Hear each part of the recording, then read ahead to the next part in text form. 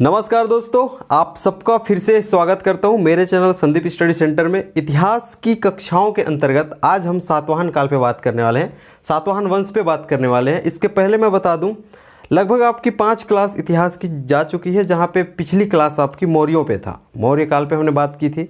अब वहाँ से आगे मौर्यों का किस प्रकार से पतन होता है, फिर उससे जो है एक नया डायनेस्टी उभर के आता है दक्षिण से, उसके बारे में आज हम लोग बात करने वाले हैं। इसको स्टार्ट करें इससे पहले एक फॉर्मेटिंग आप देख लीजिए ताकि आपको आसानी होगी समझने के लिए। सबसे पहले तो इसका उदय होगा, एक उदय देखेंगे इसके बारे में कि इसका उदय हुआ कैसे, ठीक है। सेकंड चीज़ देखेंगे प्रमुख प्रशासक, बहुत इंपॉर्टेंट है। प्रमुख शासक यहाँ के ले लो, ठीक है। वो कौन कौन से शासक हैं जिनके मुद्रा या फिर मुद्राएं यहाँ प्राप्त हुई हैं, उनके शिलालेख कौन कौन सी प्राप्त हुई हैं, जिससे यहाँ प्रमाणित होता है, ठीक है, कि छत्तीसगढ़ में इनका, ठीक है ना, छत्तीसगढ़ में भी इन्होंने शासन किया है, ठीक। अब इसके आगे जाएंगे तो एक प्रमाण के तौर पे तो इनके शासक हो जाएंगे, शासक के जितने भी मुद्राएं हैं और फिर शिलालेख हैं। उसके अन्य प्रमाण में चलेंगे, अदर एविडेंसेस, ठीक है। इसमें जाएंगे तो इसके अंतर्गत हमें क्या क्या देखना है वो भी एक बार आप देख लीजिए। एक रहेगा आपका रोम के साथ, ठीक है, व्यापार या फिर व्यापारिक संबंध, इसके बारे में हमें देख लेनी है। दूसरी चीज़ हमें देखना है किरारी का कास्ट स्तंभ, या फिर इसको लिख लो आप कास्ट स्तंभ। ये फॉर्मेट नहीं भूलेंगे, ठीक है। ये फॉर्मेट आपको बहुत हेल्प करता है याद करने के लिए। आगे जैसे जैसे चीज़ें आगे बढ़ेंगी आप लोग को समझ आते जाएगा। तीसरी चीज़ हमें यहाँ पे देखना है, ये तो हो गया आपका रोम के व्यापारिक संबंध, कास्ट स्तंभ। इसके आगे आपको देखना है स्थापत्य कला, ठीक है, स्थापत्य कला के बारे में हमें देखना है, क्लियर। इसके बाद एक चीज़ और देख लेना है यहाँ पे, वो है आपका प्रतिमा, प्रतिमा हो गया, मूर्तियाँ, ठीक है, जिसे हम लोग कह रहे हैं। तो इतनी चीज़ों पे बात करोगे और लास्टली एक विशेष तौर पे एक विशेष और हम लोग बात कर लेंगे जो भी बचेगा, ठीक है, कौन कौन सी विशेषताएं हैं, इसके बारे में विशेष क्या क्या हो सकती है, एक एक लाइन करके उसको हम लोग देखेंगे, तो इसके बारे में पर्याप्त इन्फॉर्मेशन आपको मिल जाएगी। तो स्टार्ट करते हैं उदय से। इसका उदय हुआ कैसे, एक बार सुन लीजिए। पिछली क्लास हमने मौर्यों पर बात की थी, मौर्य वंश, ठीक है। वो काफ़ी पावरफुल डायनेस्टी थी, काफ़ी पावरफुल वहाँ पे शासन व्यवस्था था। एक प्रकार से आप कह सकते हैं कि उत्तर भारत, ठीक है, उत्तर भारत को एक राजनीतिक सूत्र में बांध के रखा था, ठीक है। तो उनके द्वारा जो शासन किया जाता था वो अति केंद्रीकृत शासन था, ठीक है, अति केंद्रीकृत शासन व्यवस्था था। इसका मतलब यह था कि सारे पावर्स और फिर जो अथॉरिटी है, जितने भी शक्ति और फिर सत्ता है, वो राजा के हाथ में केंद्रित होता था, ठीक है। और उत्तर भारत को, ठीक है, उत्तर भारत को उन्होंने एकजुट करके रखा था, काफ़ी नियंत्रित करके रखा था, पूरी नियंत्रण उनके ऊपर था। तो वो उत्तर भारत को एक सूत्र के रूप में बांध के रखे थे, क्लियर है। लेकिन जैसे उनका पतन होता है, ठीक, जैसे उनका पतन होता है, उत्तर भारत में कई छोटे छोटे डायनेस्टीज उभर के आते हैं, कई छोटे छोटे जो वंश है वो उभरते हैं, ठीक है, कई छोटे छोटे वंशों का उदय होता है। इसी दौरान ड्यूरिंग दिस टाइम एक नया डायनेस्टी दक्षिण से होता है। मैंने कहा है उत्तर में कई छोटे छोटे, एक बार सुन लीजिए, उत्तर में कई छोटे छोटे क्या है आपकी डायनेस्टी उभर रहे हैं, लेकिन इसी दौरान जो है दक्षिण में, ठीक है, अब मैंने कहा है दक्षिण में एक ऐसी डायनेस्टी उभर के आती है जो मौर्यों के बाद थोड़ी पावरफुल हो जाती है, ठीक है। और वो एक ब्राह्मण डायनेस्टी होती है, ठीक, विच वाज अ ब्राह्मण डायनेस्टी, जिसे हम लोग क्या कह रहे हैं, सातवाहन। तो ये इसके एक प्रकार से उदय के रूप में ले लो या फिर इंट्रोडक्शन के तौर पे ले लो। तो इसको हम लोग लिखने की कोशिश करते हैं ताकि 1 बाय 1 आपको पॉइंट वाइज आपको नोट करने में आसानी होगी और आपको पढ़ने में भी आसानी होगी। ए फॉर्मेटिंग नहीं भूलेंगे, इसी के आधार पे हम लोग अब एक्सप्लेन करने की कोशिश करेंगे। तो फटाफट के अंदाज में तैयार हो जाइए, पेन काफ़ी उठाइए और एक एक करके नोट करते रहिए, समझिए, और जो भी आपके डाउट होंगे वो कमेंट बॉक्स में बिल्कुल देने की कोशिश करेंगे। तो हम लोग उदय पे चलते हैं, ठीक है, एक एक करके लिख सकते हो आप लोग, ठीक है। मौर्यों के पतन के बाद, ठीक, मौर्यों के पतन के बाद, ठीक है, उत्तर भारत में राजनीतिक, सुन के भी लिखेंगे, उत्तर भारत में राजनीतिक एकता, ठीक, लुप्त हो गई। यहाँ तक समझ में आ गया। अभी मैंने कहा है राजनीतिक एकता जो है लुप्त हो गई। इसका मतलब यहाँ है कि जितने इन लोग एक सूत्र में जो बांध के रखे थे, एकजुट करके जो रखे थे उत्तर भारत को, ठीक है, वो भंग हो गई, वो टूट गई, क्लियर है, ठीक है। इसके बाद देखेंगे राजनीतिक एकता लुप्त हो गई और उत्तर भारत में कई छोटे छोटे, ठीक, कई, ये 2 लिख रहा हूँ, मतलब कई छोटे छोटे राजवंशों का उदय होता है, ठीक है, डायनेस्टीज उभर के आते हैं, वंशों का उदय होता है, क्लियर, यहाँ तक क्लियर है। इसी दौरान, ठीक है, इसी दौरान दक्षिण में, ठीक, दक्षिण में एक नई डायनेस्टी या फिर एक नई वंश या फिर एक नया वंश, जैसा भी आप ले लो, ठीक है, एक नया वंश का उदय होता है जो कि एक, ठीक है, ब्राह्मण वंश होता है, ठीक है, जिसे हम लोग क्या कह रहे हैं, सातवाहन। यहाँ तक क्लियर है? यहाँ तक चीज़ें आपकी क्लियर हो चुकी होंगी। तो ये तो रहा इनिशियल लेवल पे इनकी चर्चा। अब इसके बारे में कुछ कुछ और देखते हैं, ठीक है। यहाँ तक एक बार आप समझने की कोशिश करें। मैंने कहा है मौर्यों के पतन के बाद राजनीतिक एकता लुप्त हो गई थी। कई छोटे छोटे राजवंशों का उसके बाद उदय होता है उत्तर भारत में, लेकिन इसी दौरान ड्यूरिंग दिस टाइम, ठीक है, a new dynasty emerged which was a ब्राह्मण डायनेस्टी, ठीक है, जिसे हम लोग क्या कह रहे हैं, कॉल्ड सातवाहन डायनेस्टी। तो यहाँ तक की आपकी चीज़ें क्लियर हो चुकी होंगी।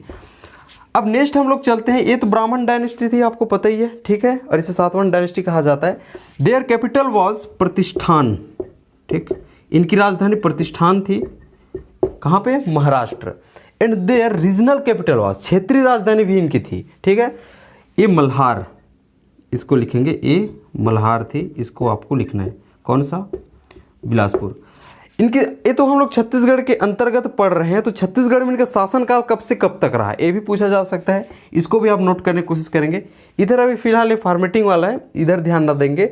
जो मैं इधर लिख रहा हूँ, ठीक है, जो डेस करके पॉइंट वाइज लिख रहा हूँ, उसको नोट करने का आप कोशिश करेंगे, ठीक है। तो इनके बारे में मैंने कहा है अभी, रीजनल डायनेस्टी, ये तो आपको मल्हार हो गया।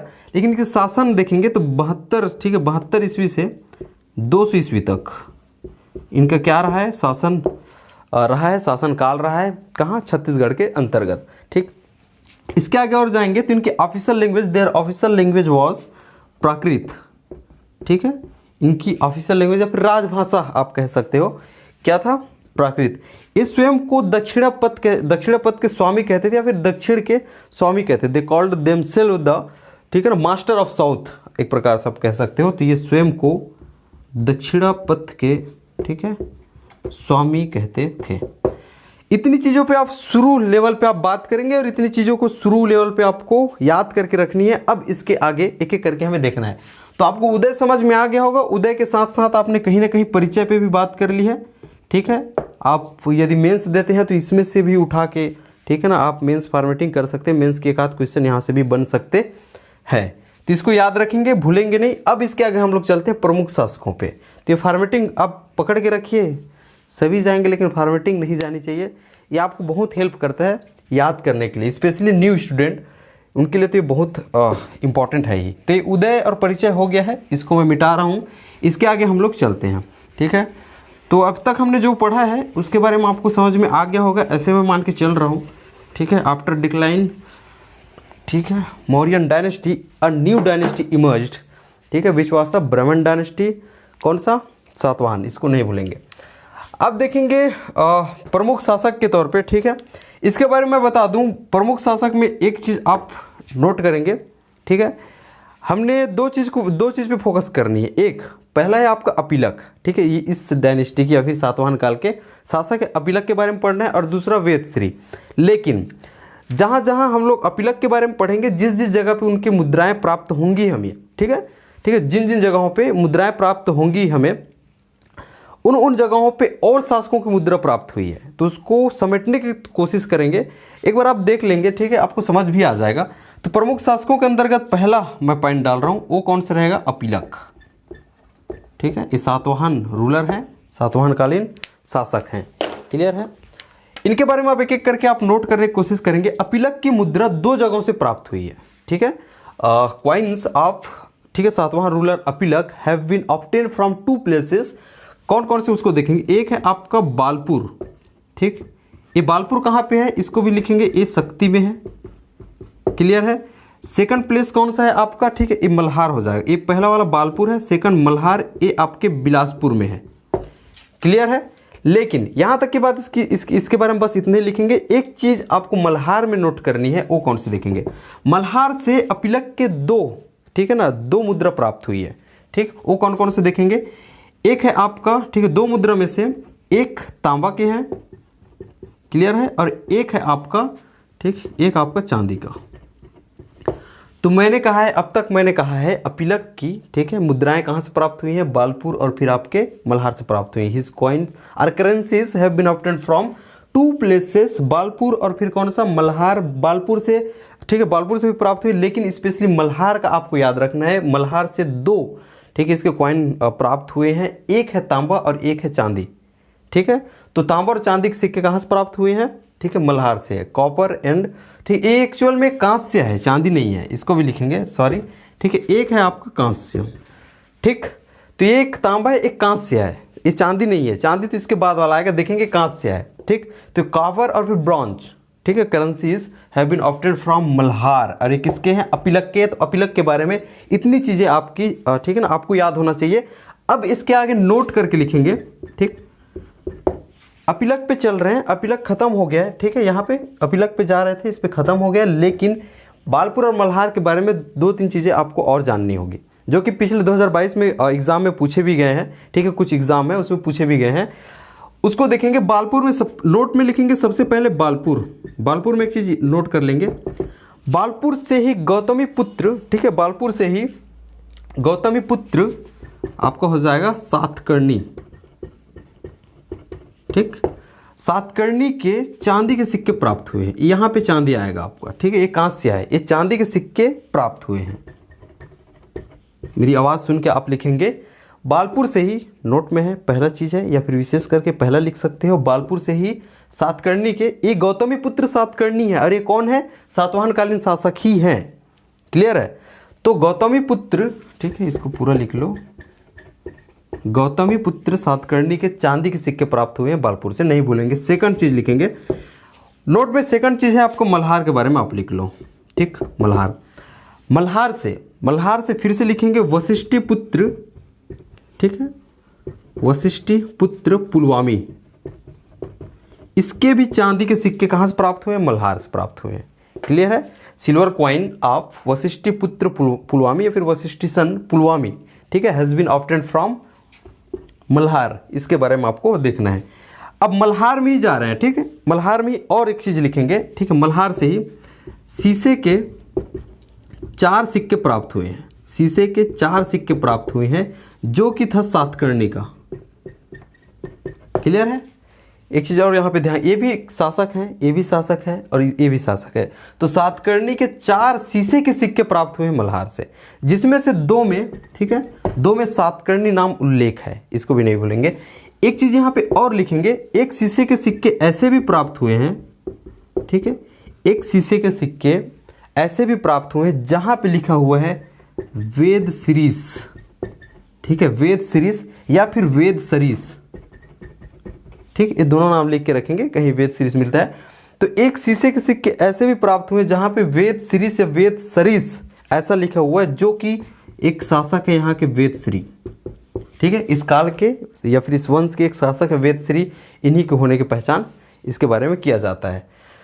तो इतने चीज़ों पे बात करोगे तो कई यहाँ पे शासक आपको देखने को मिल जाएगा। पहले सिर्फ अपिलक पढ़ा जाता था, जहाँ पे हम लोग बस इतना ही बोलते थे कि मल्हार और बालपुर से इसके, ठीक है, मुद्राएं प्राप्त हुई है। और एक चीज़ ये भी हम लोग पढ़ते थे कि तांबा और कांस्य के सिक्के इनके प्राप्त हुए। लेकिन पिछले एग्ज़ाम में ये सब पूछे गए हैं, पिछले एग्ज़ाम में जो 2022 में एक एग्ज़ाम हुआ है, वहाँ पे सब पूछे गए हैं, जो कि नया था, जो इस बार ऐड किया गया है और इस बार इसको पढ़ने लगा गया है। तो उम्मीद है कि और ये पूछे, ये नया फैक्ट्स इसको देखेंगे। तो ये तो रहा पहला अपिलक के बारे में, और इसके अंतर्गत हमने गौतमी पुत्र सातकर्णी भी देख लिया है, ठीक है, वशिष्ठी पुत्र पुलवामी इसके बारे में भी हमने देख लिया है। फिर 4 शीशे, जो शीशे के सिक्के सातकर्णी के बारे में देख लिया है।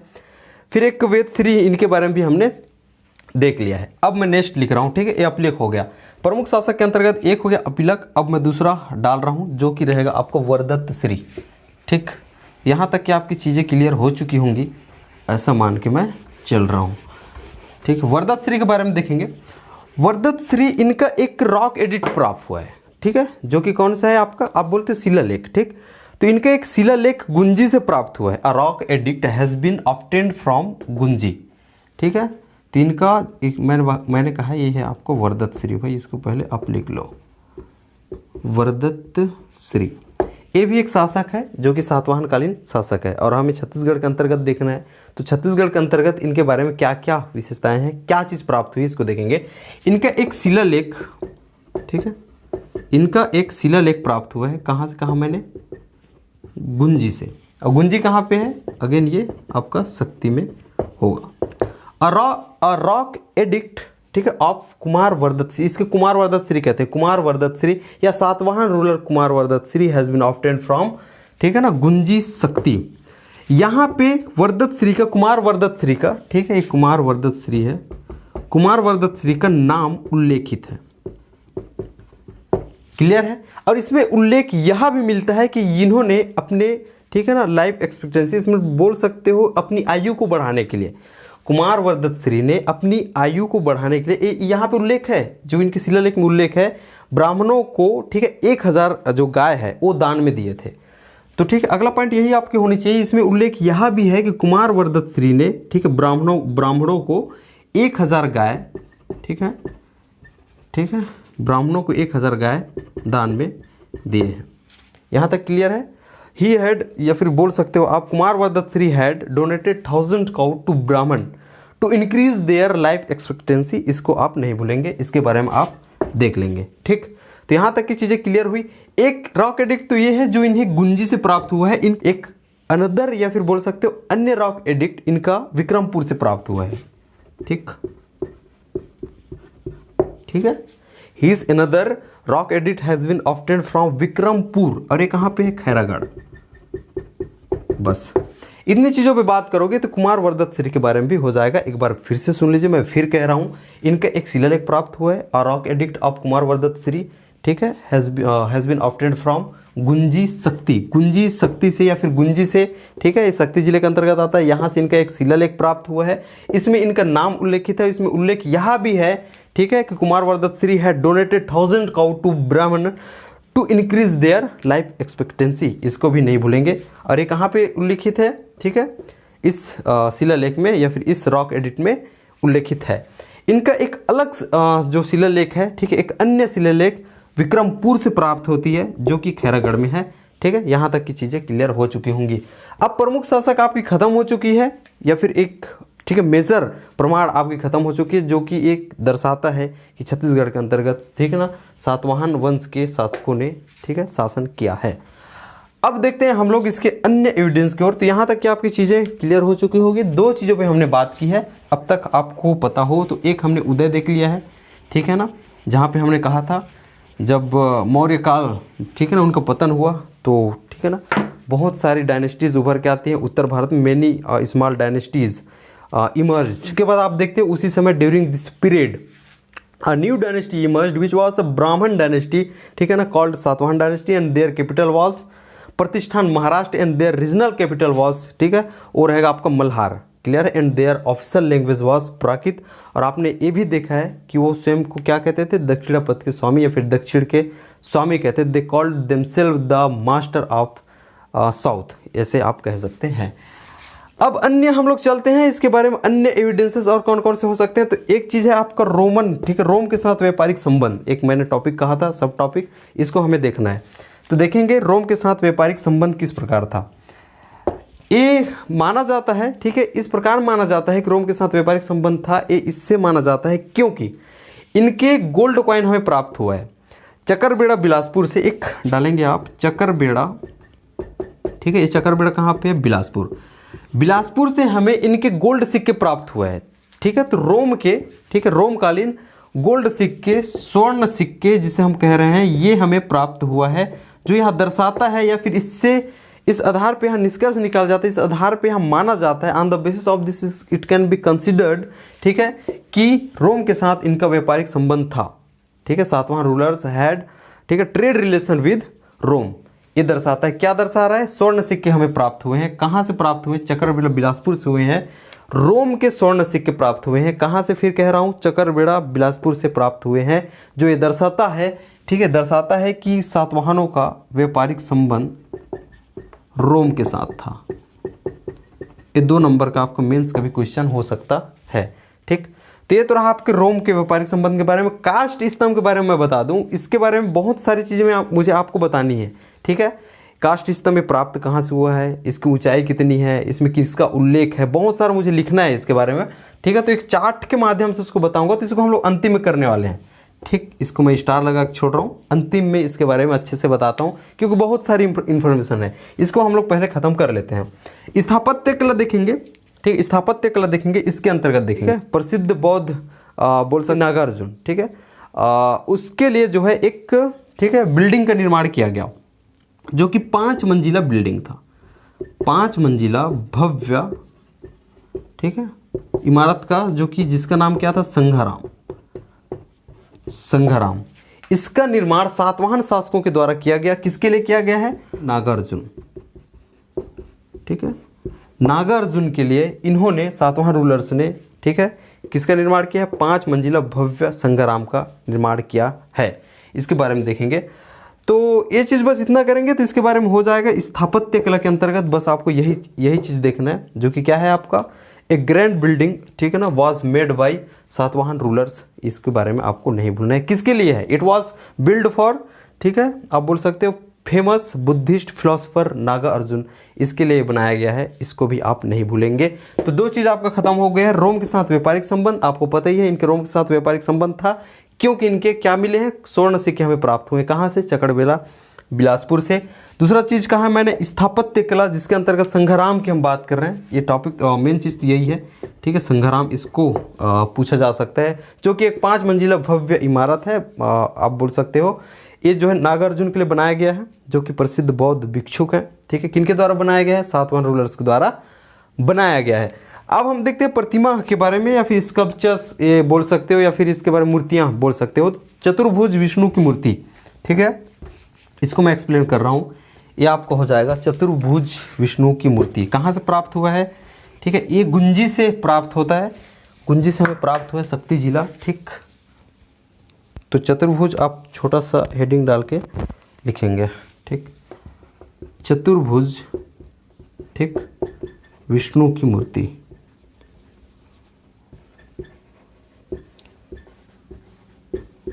क्लियर है? चतुर्भुज विष्णु की मूर्ति ये कहाँ से प्राप्त हुआ है? गुंजी से, गुंजी से प्राप्त हुआ है। चतुर्भुज विष्णु की मूर्ति प्राप्त हुई है, ठीक, कहाँ से प्राप्त हुई है? गुंजी से प्राप्त हुई है। ये इसमें जो है एक लेख है, ब्राह्मी लिपि में अंकित, ठीक है, एक लेख है। कहाँ पे है? चतुर्भुज विष्णु की मूर्ति प्राप्त हुई है, इसमें है, ठीक है, जो कि गुंजी से प्राप्त हुई है। इसमें मैं फिर कह रहा हूँ, ब्राह्मी लिपि में, ठीक है ना, अंकित एक लेख है, ठीक है। इस लेख में अब उल्लेख क्या है इसको देखेंगे। इस लेख में यहाँ पता चलता है, ठीक है, इस लेख के अनुसार, अकॉर्डिंग टू दिस आर्टिकल, यहाँ पता चलता है कि इस मूर्ति का निर्माण, ठीक है, इस मूर्ति का निर्माण 2 स्त्रियों के द्वारा किया गया है। 2 स्त्रियों के द्वारा, 2 महिलाओं के द्वारा किया गया है, जिनका नाम प्रभावती है और भारद्वाजी। क्या कहा मैंने? एक का नाम है आपका प्रभावती, मैं फिर से बताऊंगा, एक का नाम है आपका भारद्वाजी। क्लियर है? मैं फिर कह रहा हूँ, हम लोग प्रतिमा एक छोटा सा आपका टॉपिक है, जिसके अंतर्गत हम लोग देख रहे हैं आपका कौन सा है? चतुर्भुज विष्णु की मूर्ति। कहाँ से प्राप्त हुआ है? गुंजी से ये प्राप्त हुआ है, जिसमें ब्राह्मी लिपि में लिखी या फिर ब्राह्मी लिपि में अंकित एक लेख है, ठीक है। इस लेख के अनुसार, ठीक, इस लेख के अनुसार, ठीक है, इस मूर्ति का निर्माण, ठीक है, किसके द्वारा किया गया है? 2 स्त्रियों के द्वारा किया गया है। इट वॉज बिल्ड, ठीक है ना, by 2 women named Prabhavati and Bharadwaji. इसको आपको नहीं भूलना है। मैंने कहा था कि एक बताया था आपको कि काष्ठ स्तंभ के बारे में देखना है, ठीक है। उसके बारे में बहुत सारी जानकारियां हैं। उसका नाम क्या है, उपनाम क्या है, ठीक है। जैसे किरारी से प्राप्त हुआ तो किरारी का काष्ठ स्तंभ कहते हैं। तालाब से प्राप्त हुआ तो कौन से तालाब है? तो हीराबान तालाब है। उसकी ऊंचाई कितनी है? 9 फीट 4 इंच। एक एक करके आपको देखना है। तो इतनी सारी जानकारी थी जिसको पहले लिखने में आसानी होती, ताकि समय भी बच जाता। तो एक बार देखने की कोशिश करेंगे। इसका नाम किरारी का काष्ठ स्तंभ है, क्योंकि यहाँ किरारी ग्राम से मिला है, जो कि शक्ति जिले के अंतर्गत है। आगे होगा भी। उपनाम इसका यक्ष, ठीक है ना, यज्ञ है एक्चुअल में, ठीक है, यज्ञ स्तंभ लेख है, ठीक। इसका उपनाम क्या है? यज्ञ स्तंभ लेख। इसका नाम क्या है? किरारी का काष्ठ स्तंभ। स्थान किरारी ग्राम से प्राप्त हुआ है, जो कि शक्ति है। एक जगह मेरे को मिला है जहाँ पे, ठीक है, मनखरौदा तहसील, और एक जगह मुझे डवरा तहसील। तो अभी विभाजन होने के बाद मनखरौदा तहसील ज़्यादा चांसेस है, लेकिन आप एक चीज़ याद रखेंगे, किरारी ग्राम से मिला है, शक्ति जिले से आप प्राप्त हुई है। खोज देखेंगे। अप्रैल 1921 में पंडित लोचन प्रसाद के द्वारा इसे खोजा गया है। किसके द्वारा? इट वॉज डिस्कवर्ड बाय लोचन प्रसाद पांडे, ठीक है। तो कब? अप्रैल 1921 में, ठीक है, पंडित लोचन प्रसाद पांडे के द्वारा इसकी खोज की गई है, तालाब देखेंगे, किस तालाब से यहाँ प्राप्त हुए, काष्ठ स्तंभ है, ठीक है, लेख है जो कि तालाब से प्राप्त हुई है, हीरा बांध तालाब से यहाँ प्राप्त हुई है। कैसे प्राप्त हुई इसको भी देख लेंगे, ठीक है, यहाँ लिखा भी है, जो काप, ठीक है, तालाब में काप वाली मिट्टी होती है उसको निकालने के दौरान, ठीक है, लकड़ी का स्तंभ हमें प्राप्त होता है। तो हीरा बांध तालाब की काप मिट्टी निकालने के दौरान, ठीक है, ये प्राप्त हुआ है, ठीक। इसकी ऊंचाई कितनी है, 9 फीट 4 इंच, ये आपको याद रखना है। एक सोर्स मुझे 13 फीट 9 इंच भी मिला था, ठीक है, लेकिन आपको 9 फीट 4 इंच इसको फोकस करनी है, ये सही हो सकता है, मैं ठीक है ना इसके बारे में और आपको बताऊंगा, दोनों ही मेरे को मिला है। लकड़ी देखेंगे, बीजा एवं साल, ये दोनों इसकी में प्रयुक्त लकड़ी है, मतलब इस जो लकड़ी का स्तंभ है इसमें कौन सी लकड़ी का उपयोग किया गया है, तो बीजा और साल का है। भाषा देखेंगे, इसमें जो लेख है वो प्राकृत भाषा में और इसकी लिपि ब्राह्मी लिपि में है, ठीक है। तो प्राकृत आपको पता ही है इनके जो ठीक है ना ऑफिशियल लैंग्वेज तो प्राकृत है, तो प्राकृत में ही रहेगा, ठीक है। सातवाहन कालीन इसका संबंध है। वर्णन देखेंगे, इसमें फंसा सकता है, सातवाहन कालीन शासकों के बारे में इसमें उल्लेख नहीं है, ठीक है। तो इसमें किसका उल्लेख है, सातवाहन कालीन कर्मचारी एवं अधिकारियों के नाम का उल्लेख है इसमें, मतलब किसका नहीं है, उनके शासकों के बारे में उल्लेख नहीं है, इसको आपको ध्यान में रखना है। ऐसे छोटे छोटे चीज़ों को आपको, ठीक है ना, खुद से करना है और ऐसे क्वेश्चन बनता है। तो इतनी चीज़ें बात करने के बाद अब ये देखना पड़ेगा, क्योंकि पूछा गया है पदाधिकारी का नाम, एक बार पूछा गया 2022 में, तो पदाधिकारियों को देखते हैं और पदनाम को भी हमें देखना होगा, लेकिन पदाधिकारियों को देखते हैं जो कि बहुत ज़्यादा इंपॉर्टेंट है। तो इसके आगे एक चीज़ और आपको देखनी होगी जो कि पद अधिकारियों पे रहेगा। हम लोग अभी काष्ठ स्तंभ पे ही चल रहे हैं, ठीक है। इसके बारे में आपने जनरल इंट्रोडक्शन देख लिया, अब इसके बारे में पदाधिकारियों के बारे में हमें देखना है। इसको अलग अलग तौर से भी बताया जाता है, एक होता है पद नाम और एक है पदाधिकारियों का, ठीक है। लेकिन जो इम्पोर्टेंट है उसी को मैंने लिखा है, क्योंकि बहुत सारे चीज़ें यहाँ पे, ठीक है, अलग से पदनाम भी दिया हुआ है, अलग से पदाधिकारियों के भी नाम दिया है, लेकिन है ही एक चीज़, क्योंकि इधर पद है इधर उसको पदाधिकारियों का नाम भी हो सकता है, ठीक है, ऐसे करके भी इसको पढ़ाया जा सकता है। लेकिन कुछ कुछ इंपॉर्टेंट चीज़ है उसको मैं लेके आया हूँ, इसको देखेंगे आप। तो वीर पालित एवं चीर गोहक नामक नागरक्षी, ठीक है, किसको कहा जाता है, कोतवाल को कहा जाता है, ठीक है, इसमें जो उल्लेखित है उसके हिसाब से, ठीक है। तो वीर पालित एवं चिर गुहक नामक नागरक्षी नाम से ही पता चल रहा है कि पदनाम होगा, ठीक है, और ये किसको किया जा रहा है, कहा जा रहा है, क्लियर है। तो वीर पालित, ध्यान से देखेंगे, वीर पालित एवं चीर गोहक नामक नागरक्षी एक कोतवाल के लिए था। और उसके बाद देखेंगे वामदेव नामक, ठीक है, सेनापति, खिपत्ती नामक प्रतिहार, ये द्वारिक को कहा जाता था, ठीक है। उसके बाद देखेंगे नागवंशी हेअसी नामक गणक, क्या कहा मैंने, नागवंशी हेअसी नामक गणक, ये लेखपाल के लिए है। घरिक नामक गृहपति, ठीक है, क्या घरिक, घरिक नामक, ये पद किसके लिए था, गृहपति के लिए था। कुलपुत्रक, ये पूछा गया है, ठीक है, कुलपुत्रक, ये इंजीनियर को बोला जाता था जो कि अभियंत्री, ठीक है, अभियंत्री है। असाधिक देखेंगे, असाधिक या फिर भंडागारिक, ये मिलता है, इसके नाम से स्पष्ट है, संग्राहक अधिकारी, इसके लिए ये जो लिखा गया है पदनाम है। रथिक देखेंगे, इस सारथी के लिए है। फिर मैं कह रहा हूँ अलग अलग भी लिखा जाता है, पद का नाम अलग है, पदाधिकारियों का नाम अलग है, आपको ऐसे भी बुक में देखने को मिल सकता है, लेकिन उनमें से कुछ कुछ इंपॉर्टेंट है, उसी को मैं यहाँ पे लाने का कोशिश किया हूँ, ठीक है। मुझे नहीं लगता इसके आगे और पढ़ने की ज़रूरत है, ये आपके लिए सफिशिएंट हो जाएगा, ठीक है। अब इसके आगे आपको कुछ विशेष चीज़ों पे और देखने, फिर आपका सातवाहन काल खत्म हो जाता है। तो एक पॉइंट करके आप लिखेंगे, विशेष करके आपको लिखना है, ठीक है, विशेष करके आप लिखेंगे। अच्छा, एक चीज़ इसमें और देखेंगे, जो काष्ठ स्तंभ है ना, ये वर्तमान में है कहाँ पे, ठीक है। तो ये वर्तमान में, ठीक है, महंत घासीदास संग्रहालय जो कि रायपुर में है, ठीक है, वहाँ पे इसे प्रोटेक्ट किया जा रहा है, वहाँ पे ये है, म्यूजियम में है, ठीक है, म्यूजियम जिसे आप संग्रहालय कहते हैं, वहाँ पे ये है। विशेष करके एक पॉइंट डालेंगे, ठीक है। एक चीज़ देखेंगे सातवाहन के समय में, ठीक है, ये जो हम लोग सातवाहन वंश की बात कर रहे हैं, तो सातवाहन, ठीक, सातवाहनों के समय में या फिर सातवाहन काल में या फिर सातवाहन वंश या फिर इनके शासकों के समय में, ठीक है, एक विदेशी यात्री हुए, टॉलमी, क्या कहा मैंने, टॉलमी, इन्होंने छत्तीसगढ़ की यात्रा की थी, क्लियर है। इस चीज़ और देखेंगे, बूढ़ी खार में सातवाहन कालीन शासकों द्वारा, ठीक है, बूढ़ी खार में सातवाहन कालीन शासकों के द्वारा तालाब, ठीक है, ठीक है, इसकी स्थापना की गई थी, इसका निर्माण किया गया था। तो दो चीज़ हो गया। एक चीज़ और याद रखेंगे, रचनाएं, आप एक चीज़ याद रख लेंगे, छोटा सा रचनाएं करके आप छोटा छोटा सा टॉपिक डाल सकते हैं, पंडित लोचन प्रसाद पांडे के बारे में, ठीक है, क्योंकि इनके द्वारा खोजा गया है किरारी का काष्ठ स्तंभ, आपको पता है। तो एक रचना तो इनके यही है, किरारी का काष्ठ स्तंभ, ठीक है, काष्ठ स्तंभ, किरारी का काष्ठ स्तंभ। दूसरा गुंजी शिलालेख, गुंजी का शिलालेख। क्लियर है। तो सातवाहनों के समय में, सातवाहन नरेशों के समय में आप ऐसे कह सकते हो। विदेशी यात्री टॉलमी, ये मिस्र के थे टॉलमी, ठीक है ना, इन्होंने छत्तीसगढ़ की यात्रा की थी। और दूसरी चीज़ मैंने कहा है बूढ़ी खार में, ठीक है, सातवाहन कालीन शासकों के द्वारा। मैंने लास्टली कहा एक रचना आपको याद रख लेना है पंडित लोचन प्रसाद के बारे में, जो कि किरारी का काष्ठ स्तंभ इनकी एक रचना है, और दूसरी है गुंजी का शिलालेख। तो इस प्रकार सातवाहन काल भी आपका समाप्त होता है। आज के लिए बस इतना ही है, क्योंकि अब आपका अगला टॉपिक पढ़नी है, जो कि शायद वकाटकों पे हमें बात करनी है। तो इस हिसाब से 1 बाय 1 करके हम लोग जाएंगे। आपकी तैयारी काफ़ी अच्छे से होने वाली है। ज़्यादा से ज़्यादा लोगों को शेयर करेंगे, ताकि जो हम लोग फ्री शिक्षा जो संचालित कर रहे हैं उन लोग तक भी पहुंच पाए, ताकि वो अपनी तैयारी है उसको एक कदम आगे ले जा पाएँ या फिर मजबूती दे पाएँ।